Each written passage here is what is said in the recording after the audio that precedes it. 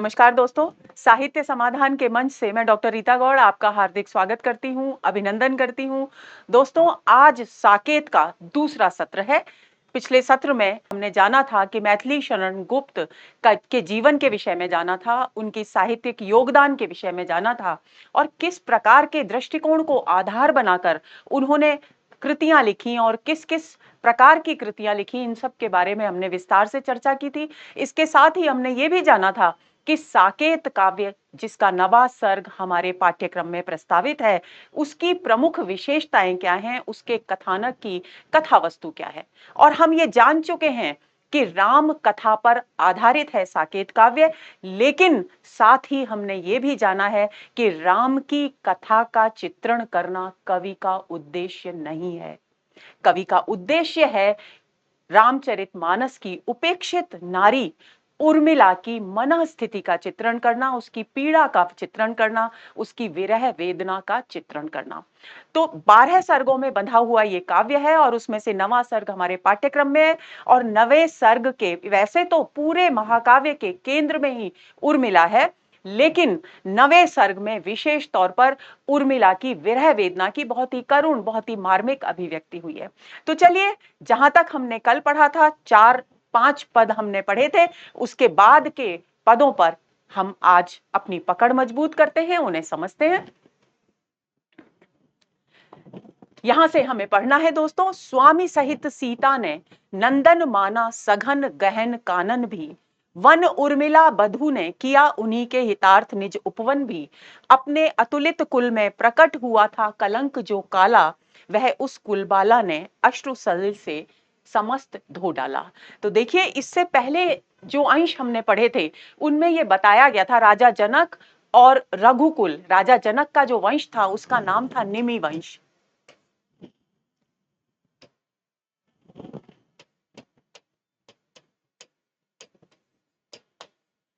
और श्री राम के कुल का नाम था रघुकुल। तो दो कुलों में के गौरव को बनाकर रखने वाली पुत्रियां हैं जिनकी महिमा का गुणगान किया गया था प्रारंभ में, और राजा जनक को एक अनासक्त गृहस्थ के रूप में अभिव्यक्त किया गया था। उसी क्रम में आगे कवि कहते हैं कि जब 14 वर्ष के वनवास पर श्री राम सीता और लक्ष्मण सहित चले गए, तब उनके विषय में विचार व्यक्त करते हुए कवि कहते हैं कि स्वामी सहित सीता ने क्योंकि अपने स्वामी, अपने पति के साथ वन की ओर प्रस्थान किया और उस सघन गहन कानन यानी घने और गहरे जंगल को कैसा कर दिया, नंदन वन के समान कर दिया।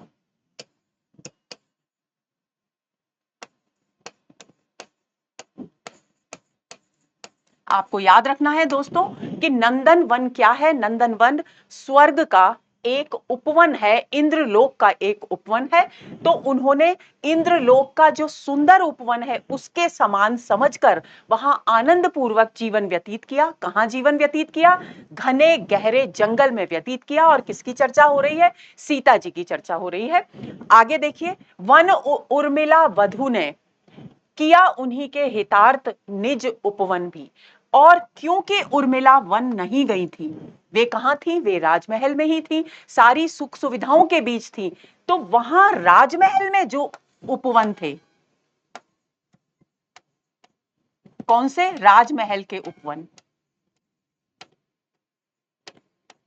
जो राजमहल के उपवन थे उन्हें भी उर्मिला, जो रघुकुल की वधू थी, उसने वन के समान मानकर, किसके लिए? हितार्थ। किसके लिए? श्री राम, सीता और लक्ष्मण के हित के लिए। हितार्थ का मतलब है के लिए। तो उनके हित के लिए राजमहल में रहकर भी, अपने ऐश्वर्यों के, सारी सुख सुविधाओं के बीच रहकर भी वन के समान जीवन व्यतीत किया।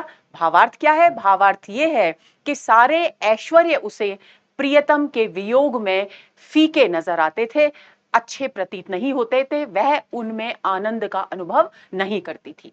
अपने अतुलित कुल में प्रकट हुआ था कलंक जो काला, वह उस कुलबाला ने अश्रु सलिल से समस्त धो डाला। क्योंकि लक्ष्मण जी उर्मिला को राजमहल में छोड़कर अपने भाई और भाभी के साथ वन की ओर चले गए थे, तो उसके परिणाम स्वरूप उर्मिला को जो विरह वेदना सहनी पड़ी, उसके कारण उस पीड़ा, उस विरह की पीड़ा के कारण उसने जो आंसू बहाए, तो कवि कहते हैं कि अपने गौरवशाली, जो उसका गौरवशाली ससुराल का कुल था, रघुकुल, उसमें जो काला कलंक उत्पन्न हुआ था। काला कलंक क्या है? कैकेयी के जो वरदान थे,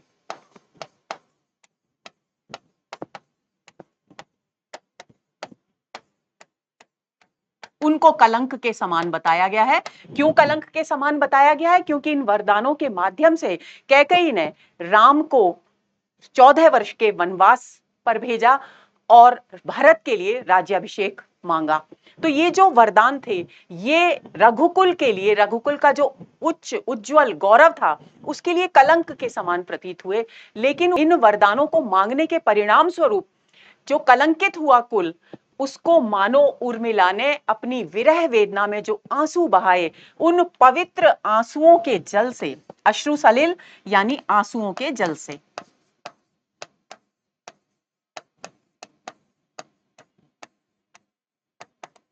उस सारे कुल के कलंक को धो डाला। कुलबाला यहां उर्मिला के लिए प्रयुक्त हुआ है। प्रश्न पूछा जा सकता है कि पंक्तियां देकर के प्रस्तुत पंक्तियों में कुलबाला शब्द किसके लिए प्रयुक्त हुआ है? सीता जी के लिए, मांडवी के लिए या उर्मिला के लिए? ऑप्शंस हो सकते हैं। तो यहां आपको ध्यान रखना है कि कुलबाला शब्द यहां उर्मिला के लिए प्रयुक्त हुआ है। आगे चलते हैं। भूल अवधि सुध प्रिय से, कहती जगती हुई कभी आओ, किंतु कभी सोती तो उठती वह चौंक बोल कर जाओ। अब जो मन स्थिति है उर्मिला की, उसका वर्णन करते हुए दोस्तों कवि कह रहे हैं कि वह अपने प्रियतम के आने की जो अवधि थी, यानी आने का जो समय था, यानी 14 वर्ष का जो समय था, उसकी सुध, सुध का मतलब है स्मृति, को कभी कभी भूल जाती थी विरह वेदना की अधिकता के कारण। तो वह जब जागृत अवस्था में होती थी, जागी हुई होती थी, तब वह अपने प्रियतम को वेदना की अधिकता के कारण आने के लिए पुकारने लगती थी। लेकिन जब वो सोती थी और स्वप्न में उसके प्रियतम यानी लक्ष्मण उन्हें दिखाई देते थे, तो वह तुरंत चौंक कर उठ जाती थी, जग जाती थी और तत्काल कहती थी कि तुम यहां से चले जाओ, क्योंकि तुम्हारा कर्तव्य है अपने भाई श्री राम और भाभी श्री सीता जी की सेवा करना, उनका वन में ख्याल रखना, उनकी रक्षा करना। तो इसलिए वो तुरंत उन्हें कर्तव्य पथ पर अग्रसर करने के लिए तुरंत कहती थी कि तुम यहां से चले जाओ। आगे चलते हैं। मानस मंदिर में सती पति की प्रतिमा थाप, जलती सी उस विरह में बनी आरती आप। और अब क्या स्थिति थी उसकी कि उसने अपने हृदय रूपी मंदिर में, मानस मंदिर,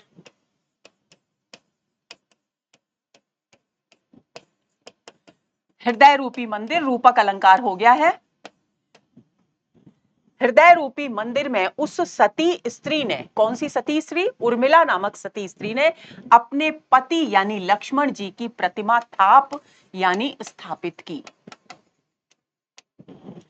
और उस प्रतिमा को स्थापित करके जिस प्रकार हम ईश्वर की आराधना करते हैं और उनकी आराधना करते समय उनकी आरती के लिए दीप प्रज्वलित कर कर उससे उनकी आरती उतारते हैं, उसी तरह से उसने अपने हृदय के मंदिर में लक्ष्मण जी की प्रतिमा स्थापित कर ली थी। और स्वयं क्योंकि उनकी विरह वेदना में जलती थी, तो वह मानो स्वयं आरती की बाती बनकर जल रही थी, ऐसी कवि ने कल्पना की है। यहां जलती सी में उपमा अलंकार है। आंखों में प्रिय मूर्ति थी, भूले थे सब भोग, हुआ योग से भी अधिक उसका विषम वियोग। अब कवि कहते हैं कि उस उर्मिला के नेत्रों में हमेशा अपने प्रियतम की मूर्ति यानी प्रियतम का स्वरूप समाया रहता था, और वह अपने प्रियतम की स्मृतियों में इतनी डूबी रहती थी कि राज्य के, राजमहल के जितने भी ऐश्वर्य के, सुख सुविधा के, विलासिता के सामान थे, सुविधाएं थी, उन सबको वो भूल गई थी। यानी उनके प्रति उसका कोई भी आकर्षण शेष नहीं रह गया था। और ऐसी स्थिति में उसके लिए योग से भी अधिक कष्टदायक, योग से भी अधिक बड़ी समय सीमा हो गई थी वियोग की। क्यों? क्योंकि विवाह के बाद कुछ ही समय तक वो अपने पति के साथ रही। उसके बाद 14 वर्ष के वनवास पर चले जाने के कारण उसे 14 वर्ष की लंबी अवधि वियोग के रूप में, पति के विरह में पीड़ित होकर के व्यतीत करनी पड़ी। तो इसलिए कवि लिखते हैं कि योग यानी संयोग का मतलब हुआ संयोग के क्षण। संयोग के क्षणों से भी अधिक उसके लिए विषम यानी कष्टदायक, यानी बड़ी कष्टदायक का व्यंजना क्या हुई, बड़ी यानी दीर्घ अवधि वियोग की हो गई थी। आगे चलते हैं। 8 पहर 64 घड़ी स्वामी का ही ध्यान। वह 8 पहर और 64 घड़ी यानी इस वाक्यांश के द्वारा कहा गया है प्रतिक्षण। वह प्रतिक्षण अपने स्वामी के ध्यान में ही डूबी रहती थी, उसे अपनी बिल्कुल भी सुधि नहीं रहती थी। छूट गया पीछे स्वयं उसका आत्मज्ञान, और स्वामी के ध्यान में डूबे रहने के कारण उसका स्वयं के व्यक्तित्व, स्वयं के अस्तित्व के प्रति जो बोध था वो भी पीछे छूट गया था। आगे चलते हैं। उस रुदंती विरहिणी के रुदन रस के लेप से और पाकर ताप उसके प्रिय विरह विक्षेप से, वर्ण वर्ण सदैव जिनके हों विभूषण कर्ण के, क्यों न बनते कविजनों के ताम्रपत्र सुवर्ण के। तो देखिए यहां पर एक तो रुदंती शब्द को आपको समझना है, रुदन रस को समझना है, ताप को समझना है, प्रिय विरह विक्षेप को समझना है। पहले हम इन दो पंक्तियों पर बात करेंगे दोस्तों ये माना जाता है कि रुदंती शब्द के दो अर्थ हैं यहां। एक तो अर्थ है जड़ी, रुदंती नाम की एक जड़ी होती है, और दूसरा है रोती हुई। यानी एक शब्द के जब दो अर्थ होते हैं तो कौन सा अलंकार होता है, श्लेष अलंकार। तो यहां श्लेष अलंकार है। दूसरी बात, रुदन रस का अर्थ है आंसू। प्रिय विरह विक्षेप का अर्थ है विरह वेदना की अधिकता। विक्षेप का अर्थ भावातिरेक होता है, लेकिन उसका सरल शब्द हम यहां लेंगे विरह वेदना की अधिकता। तो अब देखिए कवि यहां क्या कह रहे हैं कि यह माना जाता है पदार्थ विज्ञान में, औषधि विज्ञान में, कि रुदंती नामक जो जड़ी होती है उसके रस का अगर ताम्रपत्र पर यानी तांबे की बनी हुई किसी वस्तु पर लेप कर दिया जाए और फिर उसे अग्नि में तपाया जाए तो वह तांबा सोने में परिवर्तित हो जाता है।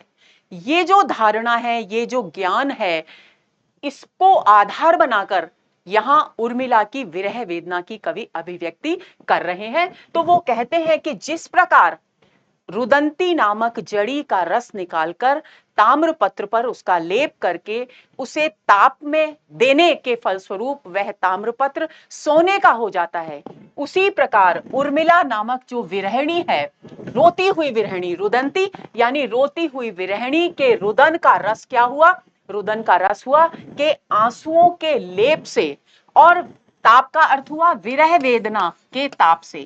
विरह की आग में जल रही है तो विरह की अग्नि का ताप,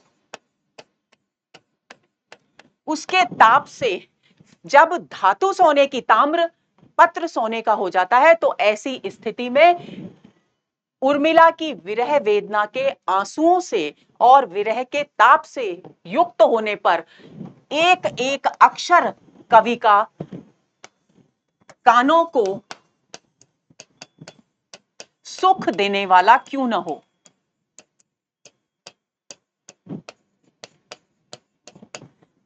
विभूषण कर्ण के यानी कानों को सुख देने वाला, कानों को आनंद देने वाला, यानी जो भावनाएं यहां अभिव्यक्त की जा रही हैं उन भावनाओं में पाठकों को पूरी तरह से डुबा देने वाला क्यों न साबित हो, क्यों न बनते कविजनों के ताम्रपत्र सुवर्ण के। और ऐसी पवित्र आचरण वाली नारी की विरह वेदना का ताप और उसके अश्रुधारा के जल से सींचे जाने पर साधारण कवि के द्वारा लिखे गए साधारण वर्ण भी, साधारण काव्य भी क्या बन जाते हैं, सुवर्ण बन जाते हैं। ताम्रपत्र का यहां पर व्यंजना हुई, एक तो साधारण ताम्रपत्र है ही, दूसरा साधारण काव्य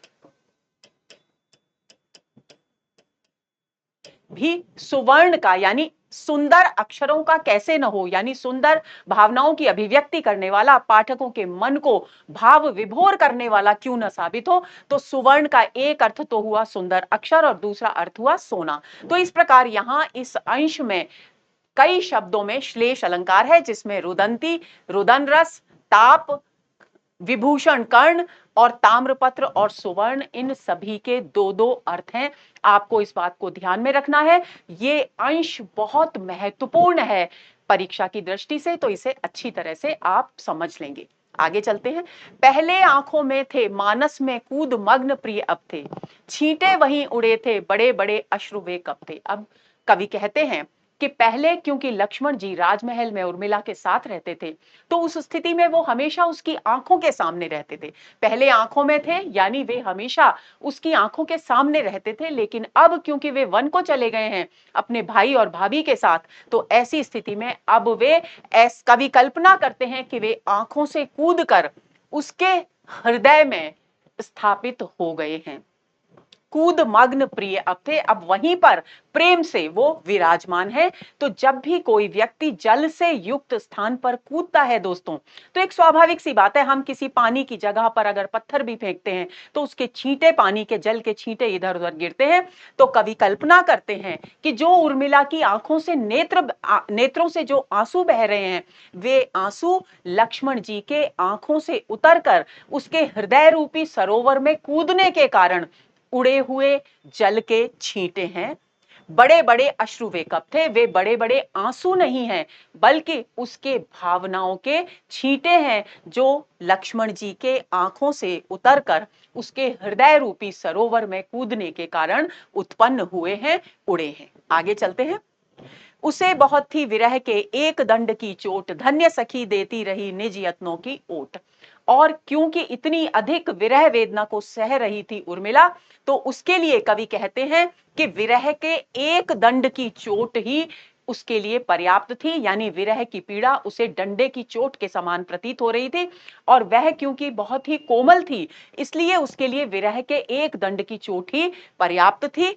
लेकिन धन्य है वो सखी जो हमेशा उसके साथ रहती थी और उसका मनोबल, उसका आत्मविश्वास बढ़ाए रखती थी, उसका उत्साह जीवन के प्रति बनाए रखती थी, और इसके लिए वो अनेक प्रकार के प्रयत्न निरंतर करती रहती थी। आगे चलते हैं।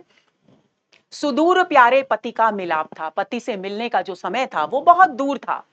वियोगिनी के वश का विलाप था, इसलिए जो वियोगिनी, यानी वियोगिनी कौन, यानी जो उर्मिला है, उसके उसके हाथ में केवल और केवल विरह वेदना में विलाप करना ही लिखा था, विरह वेदना को सहना ही लिखा था। अपूर्व आलाप हुआ वही बड़ा, यथा विपंची दिरदार दारा। और उसके लिए वह विरह वेदना क्योंकि 14 वर्ष तक निरंतर चलने वाली थी, इसलिए वह अद्भुत राग में परिवर्तित हो गई, बहुत लंबे समय तक चलने के कारण। और क्योंकि वो विरह वेदना उसके पवित्र हृदय की अभिव्यक्ति थी, इसलिए वो वीणा के स्वरों, विपंची, विपंची का अर्थ है वीणा, जिस प्रकार वीणा से को बजाने से एक मधुर स्वर निकलता है, दिर दार दारा, वीणा के स्वर की ओर संकेत किया गया है इन शब्दों के द्वारा। उसी तरह से विरह वेदना से पीड़ित होने पर उर्मिला के मुख से जो भी पीड़ा सूचक शब्द निकलते थे, वे वीणा के तारों के समान प्रतीत होते थे, वीणा के स्वर के समान प्रतीत होते थे, क्योंकि वे उसके हृदय की प्रतिध्वनि थे, उसकी भावनाओं की अभिव्यक्ति थे। आगे चलते हैं। देखिए, अपूर्व आलाप, पिछले सत्र में भी आपको बताया था कि भाषा में आनुप्रासिकता बहुत है। फिर से एक बार बता रही हूं, भाषा में आनुप्रासिकता का मतलब है कि स्थान स्थान पर अनुप्रास अलंकार का प्रयोग आपको देखने को यहां मिलेगा। तो देखिए, यहां पर दिरदार दारा में आनुप्रासिकता है, अपूर्व आलाप में आनुप्रासिकता है, यानी 6 का अनुप्रास अलंकार है। तो आप इस बात को ध्यान में रखेंगे। अश्रु कब थे में प्रश्न अलंकार है।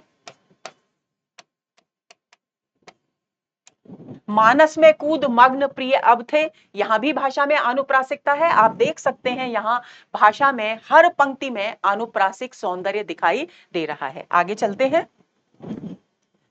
सींचे ही बस मालिने, कलश लें कोई न ले करतरी, शाखी फूल फलें यथेच्छ बढ़के, फैलें लताएं हरी, क्रीड़ा कानन शैल यंत्र जल से संसिक्त होता रहे, मेरे जीवन का चलो सखी वहीं सोता भिगोता रहे। देखिए, यहां से बदलाव आता है उर्मिला के व्यक्तित्व में।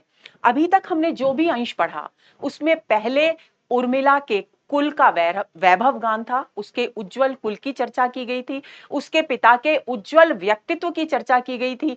उसके बाद सीता जी ने किस प्रकार अपने आप को वन में रखा, अपने आप को सारी सुख सुविधाओं से युक्त आनंदित होकर वन में रखा, ऐसा महसूस किया जैसे उन्हें राजमहल में सुविधाएं मिलती थी, वैसे ही उन्होंने वन में रहकर भी अपने जीवन को व्यतीत किया। उसके बाद उन्होंने उर्मिला की मनस्थिति का चित्रण किया। लेकिन ये वो महत्वपूर्ण अंश है जहां से उर्मिला के दृष्टिकोण में परिवर्तन आता है और वो अपने विरह की वेदना को अपने भीतर समेट लेती है और बाहर अपनी गतिविधियों को किसमें व्यस्त करती है, जन कल्याण में व्यस्त कर देती है और प्रकृति के प्रति संवेदनशील हो जाती है।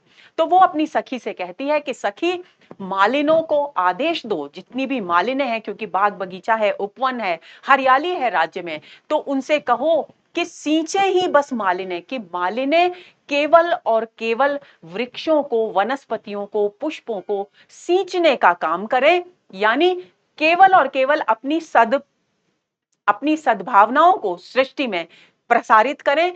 कलश लें, हाथ में जल का कलश लें और वृक्षों और वनस्पतियों को सींचें।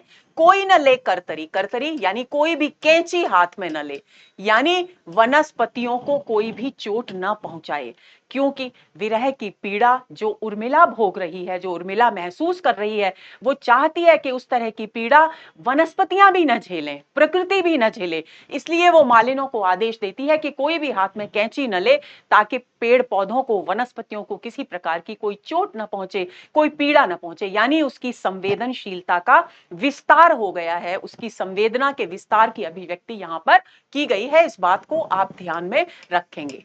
संवेदना का विस्तार कहां तक हो गया है? संवेदना का विस्तार प्रकृति तक। तो प्रकृति तक संवेदना का विस्तार हुआ है और फिर वो क्या कामना करती है? शाखी फूल फलें। शाखी का मतलब है शाखाओं पर, शाखाओं पर जो फूल लगे हुए हैं वे और अधिक खिलें, फलें, फूलें, बढ़ें, यथेच्छ बढ़ें, और जितना उनको बढ़ना है उतना बढ़ें, और जो लताएं हैं वो फैलकर हरी और घनी हो जाएं, यानी उनका भी विस्तार हो, यानी प्रकृति के कण कण का विस्तार हो, उनकी हरियाली बढ़े, उनका सौंदर्य बढ़े और उनके प्रति हमारी आत्मीयता, हमारी प्रेम भावना भी विस्तृत हो। क्रीड़ा कानन शैल, यंत्र जल से संसिक्त होता रहे। यंत्र जल का अर्थ है फव्वारा। आपको ध्यान होगा तो पुराने समय में, अब भी कई लोग इस्तेमाल करते हैं, तो एक पात्र होता है वृक्षों को सींचने के लिए जिसके आगे फव्वारा लगा होता है, तो उसी यंत्र जल शब्द के माध्यम से उसी पेड़ पौधों को सींचने वाले फव्वारे की ओर ध्यान केंद्रित किया गया है कवि के द्वारा। तो वे कह रहे हैं कि क्रीड़ा यानी खेलने के जो वन है, यानी खेलने का जो स्थान है, वहां भी जो वृक्ष हैं वो भी फव्वारों से संसिक्त यानी सींचे जाते रहें, भीगते रहें। संसिक्त यानी भीगते रहें। और पर्वत भी भीगते रहे, क्योंकि पर्वत पर भी वनस्पतियां, पेड़ पौधे होते हैं, तो वहां भी उनको सींचा जाता रहे निरंतर। किसके द्वारा? फव्वारों के द्वारा। और फिर आगे अंत में कहती है वो कि मेरे जीवन का चलो सखी, कि हे सखी चलो मेरे जीवन का वहीं सोता भिगोता बहे, कि मेरे जीवन का जो सोता है, जीवन का सोता का मतलब क्या है? मेरे जीवन का सोता का मतलब है जीवन का झरना। और झरने का काम क्या होता है? झरने का काम होता है बहना, और जहां जहां से झरना बहकर निकलता है भूमि को सींचता हुआ निकलता है। तो वो कहती है कि कोई बात नहीं, अगर मेरा हृदय विरह वेदना से पीड़ित है तो कोई बात नहीं, लेकिन हे सखी, अगर प्रकृति को मैं अपने स्नेह से, अपनी संवेदना से सींचती रहूं तो भी मैं संतुष्ट रहूंगी। मेरा जीवन अगर प्रकृति की वनस्पतियों को या उनके पेड़ पौधों को, फूल पत्तों को, लतिकाओं को सींचने के काम भी आएगा मेरा जीवन, तो मैं उसमें भी सुख प्राप्त करूंगी, आनंद प्राप्त करूंगी। यानी अपनी विरह वेदना को भूलने के लिए उर्मिला ने प्रकृति के साथ निकटता का संबंध स्थापित कर लिया है। आगे चलते हैं। क्या क्या होगा साथ में क्या बताऊं, है ही क्या हा जो आज जो मैं जताऊं। अब वो आगे आगे पंक्तियों में कह रही है कि भविष्य के विषय में मैं नहीं जानती, कि मेरे साथ क्या क्या और होना बाकी है ये मैं नहीं जानती, इसलिए मैं नहीं बता सकती। अब क्योंकि मेरे प्रियतम मुझे छोड़कर चले गए हैं, वन की ओर प्रस्थान कर गए हैं, कर्तव्य पथ पर आगे बढ़ गए हैं, तो ऐसी स्थिति में मेरा जीवन बहुत खाली, बहुत सूना हो गया है ही क्या। इसलिए ये दुख सूचक है, हाँ दुख सूचक शब्द है। तो वह दुखी होकर कहती है कि अब मेरे जीवन में प्रियतम के जाने के बाद कुछ भी शेष नहीं रहा जिसे कि मैं जताऊं यानी अभिव्यक्त करूं। तो भी तूली पुस्तिका और वीणा, चौथी मैं हूं, पांचवी तू प्रवीणा। और वो कहती है अब मेरे जीवन में, क्योंकि प्रियतम से विरह मेरे जीवन का अंग बन चुका है, तो ऐसी स्थिति में मेरे जो इस विरह काल के साथी हैं उनमें तूली है। तूली का मतलब चित्रकला में निपुण थी उर्मिला, ये चित्रित किया है मैथिली शरण गुप्त ने। तो तूली वो ब्रश होता है जिससे कि चित्र बनाए जाते हैं, तो चित्र बनाने का ब्रश यानी तूलिका है। जिस पुस्तिका में वो चित्र बनाया करती थी वो पुस्तिका उसकी साथी है। और क्योंकि संगीत से प्रेम रखती थी उर्मिला, इसलिए वीणा उसकी इस विरह वेदना की साथी है। और चौथी वह स्वयं है। और पांचवी प्रवीणा किसके लिए कहा गया है, ये इस पर प्रश्न पूछा जा सकता है। प्रवीणा उसकी अंतरंग सखी के लिए आया है। प्रवीणा कौन है, वह कुशल सखी की, जो कि उसका हर स्थिति में ध्यान रखती है, उसका आत्मविश्वास निरंतर विभिन्न प्रकार के प्रयत्नों के माध्यम से बनाए रखती है। आगे चलते हैं। हुआ एक दुस्वप्न सा सखी कैसा उत्पात। अब वो कहती है अपनी सखी से कि मेरे जीवन में हे सखी न जाने कैसी एक उथल पुथल आ गई। उत्पात यानी उथल पुथल मच गई, क्योंकि प्रियतम को कर्तव्य पूरा करने के लिए, कर्तव्य पालन के लिए भाई और भाभी के साथ वन को जाना पड़ा, और मैं यहां उनके विरह की आग में जल रही हूं। तो मेरे जीवन में ये कैसी अचानक उथल पुथल मच गई, और ये जो उथल पुथल हुई है हे सखी, वो मुझे दुस्वप्न सी यानी कैसी, बुरे सपने सी,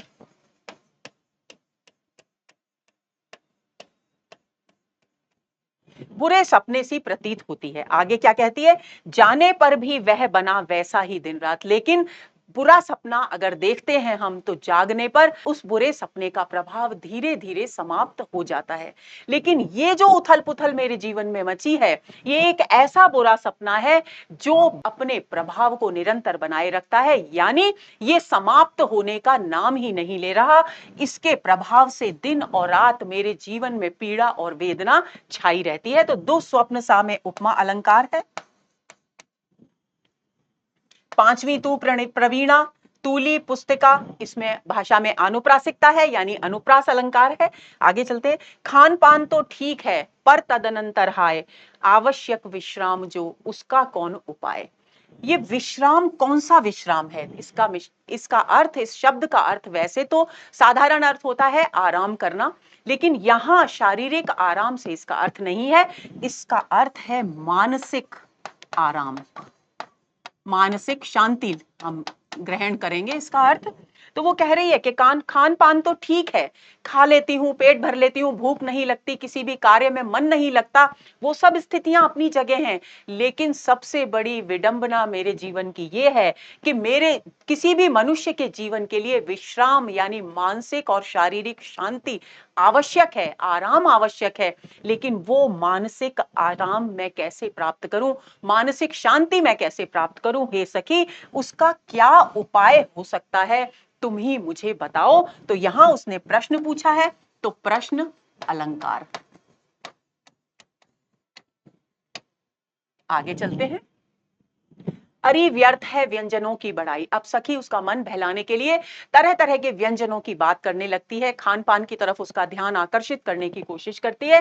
तब वो अपनी सखी से कहती है उर्मिला, अरे व्यर्थ है व्यंजनों की, विविध प्रकार के व्यंजनों का नाम ले लेकर तू बेकार ही मेरे सामने उनके स्वाद की तारीफ कर रही है। ये सब बेकार है। क्यों? क्योंकि मेरी रुचि इन व्यंजनों में अब रही ही नहीं है, मेरी भूख और प्यास अब समाप्त हो चुकी है। अरे व्यर्थ है व्यंजनों की बढ़ाई का अर्थ है व्यंजना क्या है, भूख प्यास समाप्त हो चुकी है। हटा थाल तू क्यों इसे आप लाई, और सखी उसके लिए एक थाल में विभिन्न प्रकार के व्यंजन खाने के लिए लेकर आई है। तो वो कहती है कि तू इसे अपने आप यानी मेरे बिना कहे तू क्यों लेकर आ गई, इस थाल को मेरे सामने से हटा ले, क्योंकि अब इन व्यंजनों की कितनी भी तू तारीफ करे, लेकिन विरह वेदना के कारण मेरी भूख और प्यास सब समाप्त हो चुकी है, इसलिए ये व्यंजन मुझे आकर्षित नहीं करते। वही पाक है जो बिना बिना भूख भावे, बता किंतु तू ही उसे कौन खावे। हालांकि ये सारे पाक यानी ये सारे जो व्यंजन हैं, ये वही व्यंजन है जो एक समय में जब संयोग के क्षण थे मेरे जीवन में, यानी मेरे प्रियतम लक्ष्मण मेरे साथ थे, तब बिना भूख के भी मैं इन्हें खाकर आनंदित होती थी। लेकिन अब स्थिति वो है कि मेरी भूख और प्यास समाप्त हो चुकी है, और अब मुझे ये भूख और प्यास महसूस ही नहीं होती, तो इसलिए इन व्यंजनों के प्रति मेरा कोई भी आकर्षण नहीं रहा है। आगे चलते हैं। बनाती रसोई सभी को खिलाती, इसी काम में आज मैं तृप्ति पाती, रहा किंतु मेरे लिए एक रोना, खिलाऊं किसे मैं अलोना सलोना।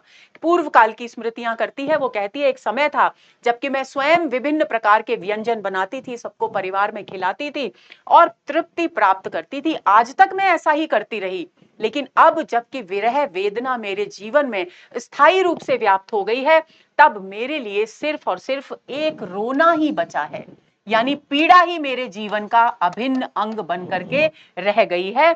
क्योंकि अब मैं जो भी अच्छा बुरा, अलोना सलोना, जो भी अच्छा बुरा, कम स्वादिष्ट या बेस्वाद,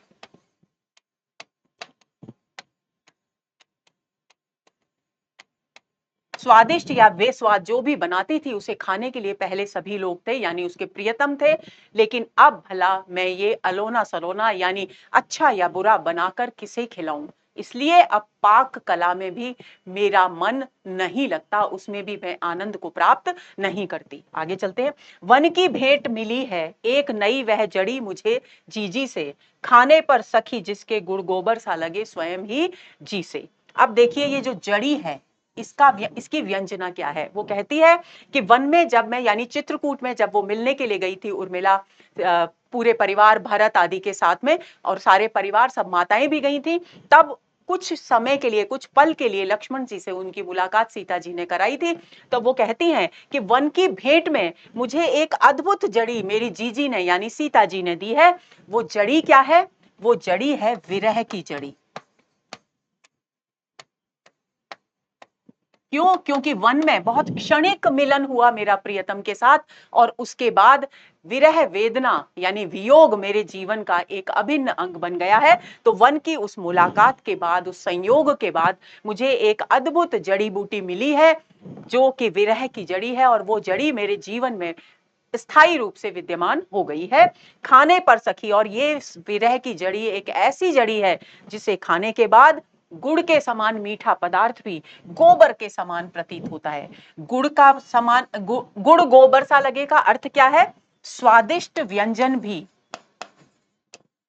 स्वादिष्ट व्यंजन भी बेस्वाद लगते हैं, बेस्वाद लगते हैं स्वयं ही जी से, यानी मन में विरह वेदना के कारण खाने के प्रति, खाद्य पदार्थों के प्रति, विभिन्न प्रकार के स्वादिष्ट व्यंजनों के प्रति कोई आकर्षण ही नहीं रहा। आगे चलते हैं। रस है बहुत परंतु सखी, विष है विषम प्रयोग।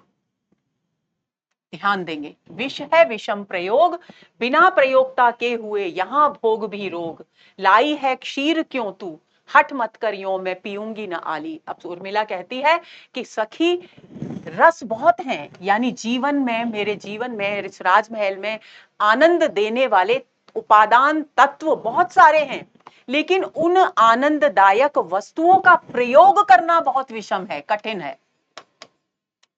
कैसा कठिन है? जैसे विष का को पीना कठिन है, उसी प्रकार आनंद देने वाले ऐश्वर्य और सुख सुविधा के जो साधन हैं, उनका उपयोग करना मेरे लिए कठिन हो गया है। किस प्रकार कठिन हो गया है? जिस तरह से विष को पीना कठिन कार्य है। क्यों हो गया है? क्योंकि विरह वेदना के कारण वे ऐश्वर्य के साधन, वे सुख सुविधा के साधन, वे आनंद देने वाले साधन अब मेरे मन को आनंदित करते ही नहीं है। बिना प्रयोक्ता के हुए अब जितने भी भोग और ऐश्वर्य के साधन है वो मेरे लिए रोग हो गए हैं, रोग हो गए हैं यानी कष्टदायक हो गए हैं। क्यों? क्योंकि अब उनका जो प्रयोग करने वाला मेरा साथी था, मेरे प्रियतम थे, अब वो मेरे साथ नहीं रहे।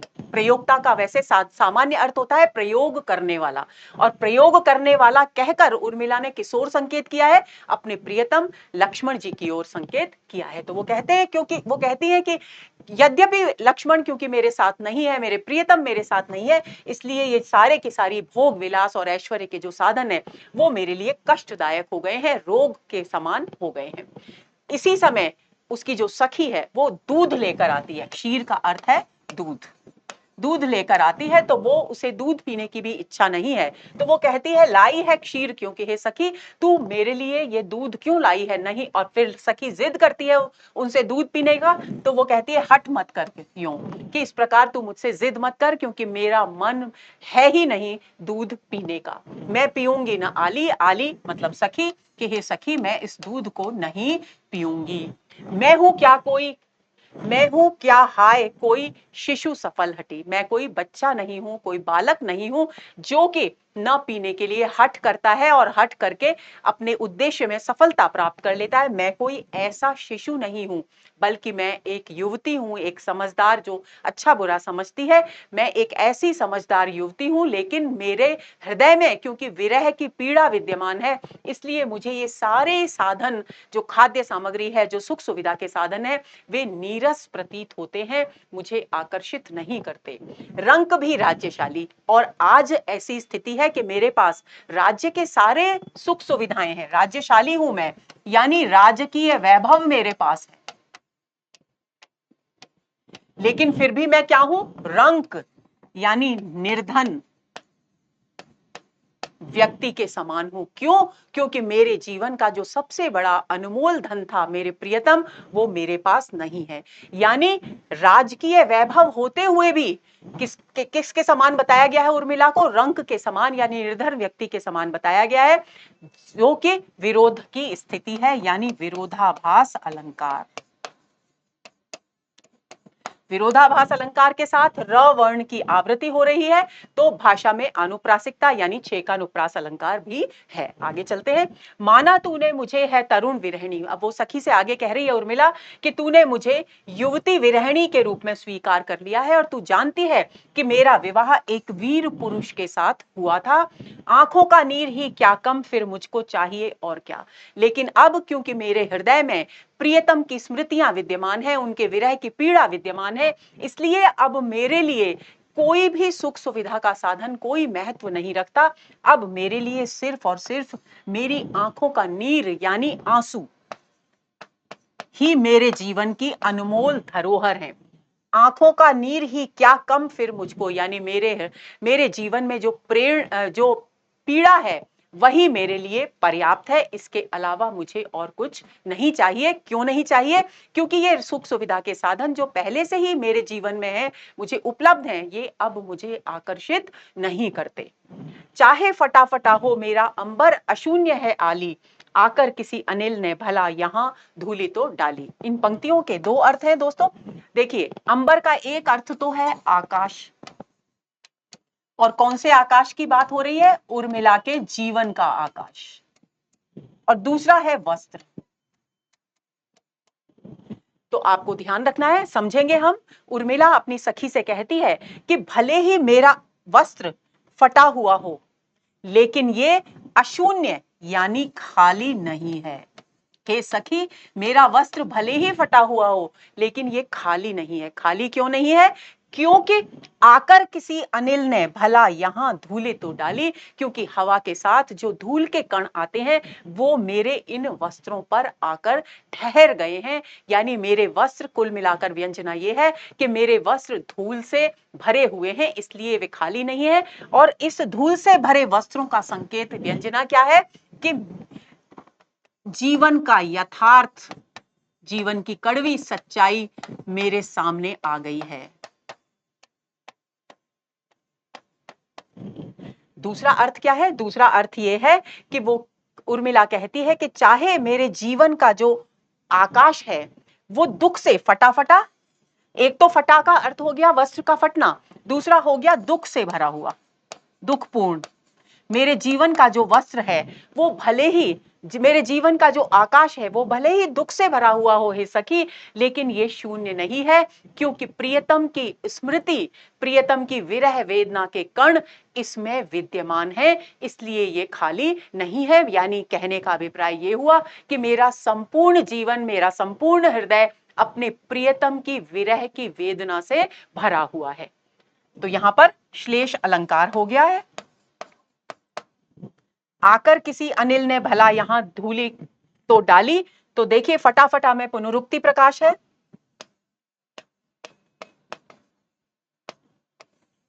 फटाफटा में पुनरुक्ति प्रकाश है और आ वर्ण की आवृत्ति कितनी बार हो रही है, तो वृत्त्यानुप्रास यानी भाषा में आनुप्रासिकता है। आगे चलते हैं।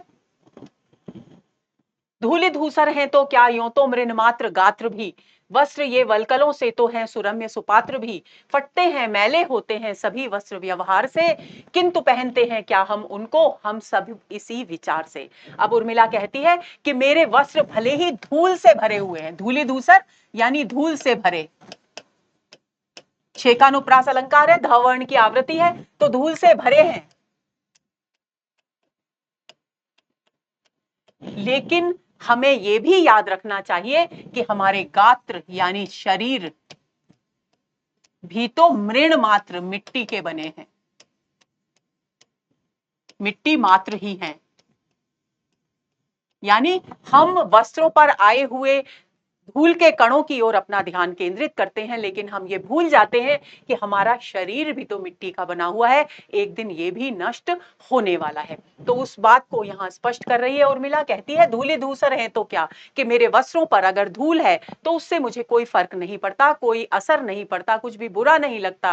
क्यों? क्योंकि हमारा ये जो शरीर है वो भी मिट्टी मात्र ही है। वस्त्र ये वलकलों से तो है सुरम्य, लेकिन क्योंकि मैं विरह के ताप में जल रही हूं, इसलिए ये धूल से भरे हुए मेरे वस्त्र भी तपस्वियों के वस्त्रों के समान पवित्र हैं।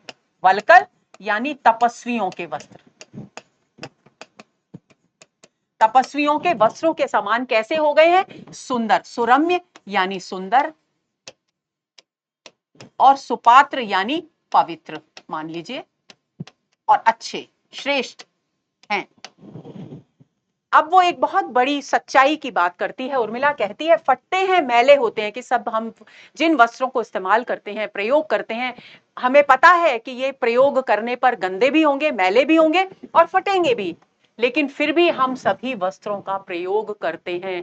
और उन वस्त्रों का प्रयोग करते समय हम एक बार भी ये विचार अपने मन में नहीं लाते कि इन वस्त्रों को हम जिनको इस्तेमाल कर रहे हैं, जिनका प्रयोग कर रहे हैं, वे एक दिन फटेंगे भी और मैले भी होंगे। तो इस बात को, ये जीवन का यथार्थ है, व्यंजना ये है कि जो जन्म हमको मिला है वो एक दिन नष्ट होगा ही। इस बात को जानते हुए भी हम जीवन के प्रति अपने आनंद को भूलते नहीं हैं, छोड़ते नहीं हैं। आगे चलते हैं। फिर उसे ध्यान आता है जीवन के प्रति। देखिए पहले खाने पीने के प्रति उसकी विरक्ति हो गई है, राजकीय सुख सुविधा के साधनों के प्रति विरक्ति हो गई है, लेकिन उसे ध्यान आता है कि अगर मैं इस तरह से विरह वेदना में घिर करके, अपने प्रियतम की विरह वेदना में घिरकर अपने जीवन को ही नष्ट कर लूंगी, तो प्रियतम जब लौट कर आएंगे तो उनके दर्शन में कैसे प्राप्त करूंगी। तो ऐसी स्थिति में वो जीवन के प्रति अपने आप को सकारात्मक करती है और क्या कहती है तुरंत सखी से, पीऊं ला, खाऊं ला सखी, पहन लूं ला, सब करूं, कि आजा सखी, क्योंकि मुझे अपने प्रियतम के लिए जीवित रहना है, इसलिए तू मेरे लिए दूध भी ले आ। पहले तो मना कर रही थी, लेकिन अब कह रही है कि ला, ले आ, मैं दूध भी पी लूंगी, जो व्यंजन तू लाई थी वो भी ले आ, मैं खा लूंगी, और जो वस्त्र आभूषण तू लेकर आई थी वो भी ला, मैं सब पहन लूंगी, मैं सब कर लूंगी, क्योंकि मुझे अपने प्रियतम के आगमन की प्रतीक्षा करनी है। जीऊं मैं जैसे हो, क्योंकि मुझे जैसे भी हो इस जीवन को आनंद से, सकारात्मकता से जीना पड़ेगा। यह अवधि का अर्णव तरु, और इस प्रकार मुझे ये 14 वर्ष की जो अवधि का सागर है, समय का सागर, अवधि का अर्णव का मतलब क्या हुआ? अर्णव का अर्थ होता है समुद्र, तो समय का जो सागर है उसे मुझे किसी न किसी तरीके से पार करना ही होगा। तो ये रूपक अलंकार हो गया है और छेकानुप्रास अलंकार हो गया है। कहे जो मानू सो, कि तू जो कहेगी मैं सब मान लूंगी, किस वेद बता धीरज धरूं, लेकिन बस मुझे वो तरीका बता दे जिससे कि मैं इस विरह वेदना से पीड़ित स्थिति में धैर्य धारण कर सकूं, अपने प्रियतम के आगमन की प्रतीक्षा कर सकूं। अरे कैसे भी हो तो पकड़ प्रिय के वे पद मरूं, और किसी तरीके से मेरे जीवन में वो अवसर आ जाए जब मेरे प्रियतम लौट कर आए और उनके आगमन से पहले मैं मृत्यु को प्राप्त न हो जाऊं विरह वेदना के कारण। मैं चाहती हूं कि जब मेरे प्रियतम लौट कर आए तो मैं उनके चरणों में गिरूं, और फिर भले ही मैं मृत्यु को प्राप्त हो जाऊं, मुझे कोई कष्ट नहीं होगा, कोई दुख नहीं होगा। रोती है और दूनी निरख कर मुझे तीन सी तीन सासें, और आगे अपनी वेदना को और बढ़ाती है कि मेरे परिवार में जो तीन सासें हैं वो मुझे विरह वेदना में पीड़ित देख करके अंदर ही अंदर मुझे देखकर, मेरी पीड़ा को देख कर महसूस करके रोती हैं। होते हैं देवर श्री नत, नत यानी झुकना, और देवर यानी भरत और शत्रुघ्न जब मुझे देखते हैं तो मेरी पीड़ा को वे भी हृदय में महसूस करते हैं और अपना मस्तक झुका लेते हैं, और मेरी पीड़ा को देखकर मेरी बहनें हत यानी पीड़ित होती हैं, आहत होती हैं, छोड़ती हैं वो सांसें, और मेरी पीड़ा के कारण लंबी लंबी सांसें लेती हैं, यानी वो मेरी पीड़ा को अपने हृदय के भीतर अनुभव करती हैं। आली तू ही बता दे इस विजन बिना, कि हे सखी तू ही बता दे कि इस विजन का अर्थ होता है जनहीन यानी एकांत। आगे चलते हैं। मैं कहां जाऊं आज, कि मैं अपने इस एकांत को छोड़कर भला कहां जाऊं, क्योंकि ये एकांत और इस एकांत में व्याप्त मेरी विरह वेदना ही मेरी एकमात्र संगिनी है। दीना हीना अधीना ठहर कर जहां शांति दूं और पाऊं। हे सखी, उर्मिला कहती है अपनी सखी से, हे सखी मैं, मेरी स्थिति बहुत दीन है, मैं अपने आप को बहुत प्रियतम से अलग होने के बाद बहुत हीन स्थिति में महसूस कर रही हूं, लेकिन मुझ पर बहुत सारी मर्यादाएं भी हैं, यानी मैं मर्यादाओं के अधीन हूं। ऐसी स्थिति में हे सखी मुझे वो स्थान बता जहां जाकर मैं शांति प्राप्त कर सकूं, धैर्य धारण कर सकूं, और धैर्य पूर्वक अपने प्रियतम के लौट कर आने की प्रतीक्षा कर सकूं। आगे चलते हैं। आई थी सखी मैं यहां लेकर हर्षोच्छ्वास, जाऊंगी कैसे भला देकर यह निश्वास, कहां जाएंगे प्राण ये लेकर इतना ताप, प्रिय के फिरने पर इन्हें फिरना होगा आप। अब वो कहती है कि हे सखी, मैं यहां जब विवाह के बाद आई थी तो मैं हर्ष यानी आनंद लेकर आई थी, आनंद के साथ मैं यहां लाई गई थी पुत्र वधू के रूप में। अब भला मैं अपनी निश्वास यानी अपनी विरह वेदना देकर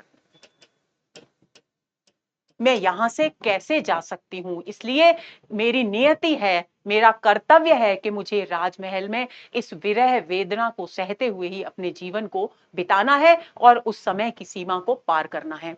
कहां जाएंगे प्राण ये लेकर इतना ताप, और मेरे अंदर विरह की वेदना का इतना अधिक ताप है कि मुझे नहीं पता कि मेरे प्राण इतना ताप लेकर कैसे जीवित रहेंगे। प्रश्न अलंकार हो गया है दोनों पंक्तियों में। प्रिय के फिरने पर इन्हें फिरना होगा आज, क्योंकि अगर ये प्राण चले भी गए तो मैं इनको कहती हूं कि जब मेरे प्रियतम लौट कर आएंगे तो इन प्राणों को फिर से लौटना होगा, यानी मैं जो अब अचेतन अवस्था सी में हो गई हूं, अपनी सुध बुध खो बैठी हूं, जैसे ही मेरे प्रियतम आएंगे मेरी चेतना, मेरी प्राण शक्ति पुनः लौट आएगी। साल रही सखी मां की झांकी वह चित्रकूट की मुझको, बोली जब वे मुझसे मिला न वन ही न गे ही तुझको। अब वो आगे उर्मिला कहती है कि जब मैं चित्रकूट गई थी और वहां मेरा लक्ष्मण जी से मिलन हुआ, मैं अपनी जीजी सीता जी से मिली, श्री राम से मिली, उसी समय मुझे मेरा मिलना अपनी माता से भी हुआ, और माता से मिलकर मैंने उस समय का जो दृश्य था वो मेरी आंखों में हमेशा के लिए बसकर रह गया है। क्यों? क्योंकि मेरी मां ने मुझसे उस समय कहा था कि हे उर्मिला, तू, ये तेरा कैसा भाग्य है कि तुझे न तो वन ही मिला और न तुझे घर ही मिला। इसकी व्यंजना क्या है? इसकी व्यंजना यह है कि यद्यपि तू राजमहल में रह रही है, लेकिन प्रियतम के वियोग के कारण तू वहां भी न तो वन की होकर रही और न राजमहल की होकर रही, न राजमहल में रहकर भी आनंद प्राप्त कर पा रही है और न वन में अपने पति के साथ जीवन ही बिता पा रही है। जात तथा जमाता समान ही मान तात थे आए, पर निज राज्य न मझली माता को वे प्रदान कर पाए। आगे उर्मिला कहती है कि हे सखी, मेरे पिता जब वहां चित्रकूट में हमसे मिलने आए तो जात का मतलब होता है पुत्र, उन्होंने दामाद को यानी लक्ष्मण को अपने पुत्र के समान माना, तात यानी पिता। लेकिन फिर भी वे मझली माता कौन है? कैकेयी को अपना राज्य की, उनको अगर राज्य की लालसा है तो वे अपना राज्य उन्हें देना चाहते थे, ताकि वे श्री राम को जो 14 वर्ष का वनवास दिया है उसे वापस ले लें। लेकिन वे ऐसा नहीं कर पाए।